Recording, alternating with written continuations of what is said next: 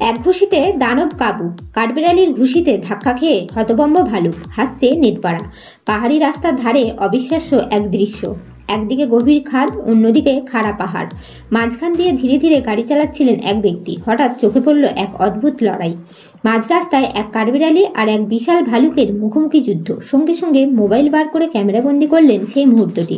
আর সেই ভিডিওই এখন ঝড় তুলেছে সমাজ মাধ্যমে। ভাইরাল হওয়া ভিডিওতে দেখা যাচ্ছে ছোট্ট এক কাঠবিড়ালি প্রাণপণে দৌড়াচ্ছে রাস্তায়। তার পিছু পিছু এক মস্ত বড় ভালুক। কিন্তু যতই দৌড়াক, কাঠবিড়ালির চপল গতির কাছে ভালুকের পেরে ওঠা দুষ্কর। কিছুটা পিছিয়ে পড়তেই আচমকা কাঠবিড়ালিটি ঘুরে দাঁড়ালো। সবাই ভেবেছিল এবার বুঝি ধরা পড়ল, কিন্তু না। হঠাৎ এক লাফে শূন্যে উঠে ভালুকের মুখে সোজা এক ঘুষি। অপ্রত্যাশিত আঘাতে চমকে গেল ভালুকটি। মুহূর্তেই ভারসাম্য হারিয়ে গোল গোল ঘুরতে শুরু করলো রাস্তায়।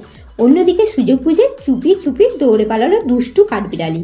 ভালুকটি তখনও বোকার মতো মাঝ রাস্তায় দাঁড়িয়ে যেন ভাবছে এইমাত্র কি হলো।